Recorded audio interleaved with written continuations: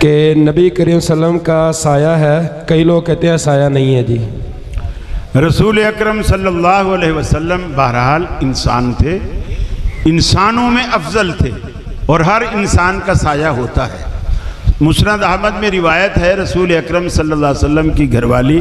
حضرت میمونہ رضی اللہ تعالی عنہ، آپ ان سے کسی بات پہ، ایک بات تھی، وہ تفصیل ہے لمبی، میں اس میں نہیں جانا چاہتا، کسی بات پہ آپ ناراض ہوئے اور آپ نے فرمایا میں 1 مہینے تک تیرے گھر میں نہیں آؤں گا۔ وہ دن گنتی رہی، جب 29واں دن تھا، دوپہر کا وقت تھا، وہ دروازے کی ذرا سائیڈ پہ بیٹھی تھی، سورج سامنے تھا، وہ کوئی کپڑا وغیرہ سوئی سے ٹانک رہی تھی، سورج سامنے تھا اور دھوپ گھر کے دروازے سے اندر جا رہی تھی۔ تو وہ کہتی ہے آج 29واں دن تھا، میں نے اپنے گھر کے دروازے میں پہلے انسانی سایہ اندر آتے ہوئے دیکھا، پھر میں حیران رہی کہ رسول اللہ صلی اللہ علیہ وسلم کو تو ابھی 1 دن باقی ہے، چونکہ آپ نے کہا تھا میں 1 مہینہ نہیں آؤں گا، تو ابھی تو 29 دن ہوئے ہیں، تو وہ تو آ نہیں سکتے، تو پھر یہ کون ہوگا؟ میں ابھی ایسا سوچ ہی رہی تھی کہ رسول اللہ صلی اللہ علیہ وسلم اندر داخل ہوئے، یعنی پہلے آپ کا سایہ داخل ہوا، پھر رسول اکرم صلی اللہ علیہ وسلم خود داخل ہوئے۔ نبی کریم صلی اللہ علیہ وسلم نے فرمایا کہ یہ جو نماز تہجد تھی، شیطان آگ لے کر کے آیا،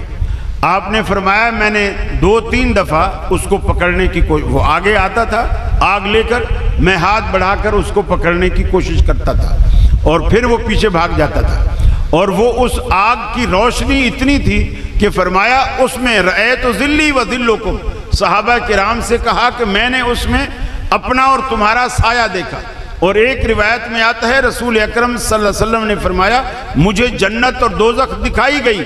اور دونوں چیزیں دکھائی گئی۔ جب دوزخ دکھائی گئی تو اس آگ کی جب روشنی ہوئی اس میں بھی آپ نے یہی الفاظ فرمائے رأیت ذلی و ذلکم، میں نے اپنا اور تمہارا سایہ اس کی روشنی میں دیکھا۔ اب اللہ کے رسول خود فرماتے ہیں کہ میرا سایہ ہے، اور یہ بات عقل کے بھی خلاف ہے کہ ایک ہستی آدم کی اولاد ہو، آدم کا بیٹا ہو، اور اس کا سایہ نہ ہو۔ ارے آپ اس کے سائے کی بات کرتے ہیں، اللہ رب العالمین کے پیغمبر نے فرمایا سبعۃ یظلھم اللہ فی ظلہ یوم لا ظل الا ظلہ۔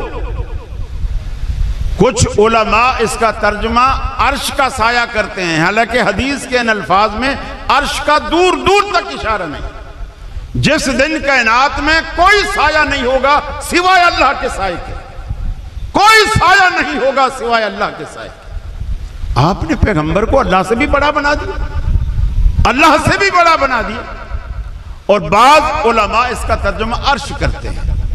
لیکن اگر عرش بھی کریں تو بھی رسول اکرم صلی اللہ علیہ وسلم نے اپنی ذات کے حوالے سے سایہ کا ذکر کیا کہ میرا سایہ ہے، میں نے خود دیکھا ہے، میں نے خود دیکھا ہے اپنا سایہ، اللہ کے رسول نے فرمایا۔ تو یہ چیزیں بلا دلیل، اعتراض کرنے والے کو چاہیے